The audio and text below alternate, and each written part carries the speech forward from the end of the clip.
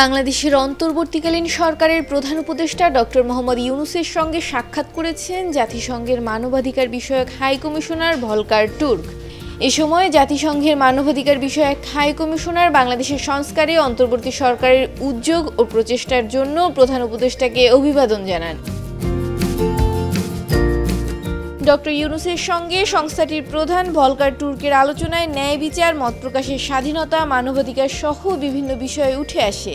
জাতিসংঘ সদর দপ্তরে এ বৈঠক অনুষ্ঠিত হয় বলে পররাষ্ট্র মন্ত্রণালয়ের এক্স হ্যান্ডেলে জানানো হয়েছে।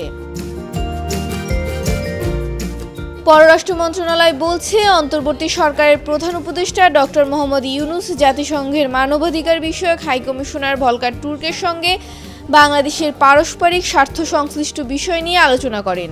বিশেষ করে বাংলাদেশে ন্যায় বিচার, মত প্রকাশের স্বাধীনতা সহ সামগ্রিকভাবে মানবাধিকার সমুন্নত রাখার বিষয়ে আলোচনা হয়েছে। অন্তর্বর্তী সরকারের অব্যাহত সংস্কার প্রক্রিয়ার প্রশংসা করেন ভলকার টুর্ক।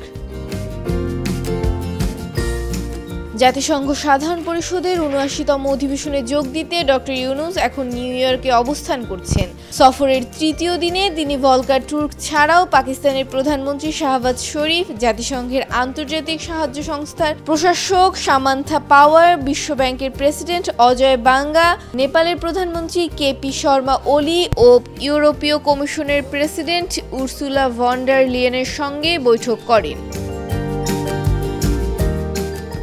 মৌমিতা মৌ, ডেস্ক রিপোর্ট, ভোরের পাতা।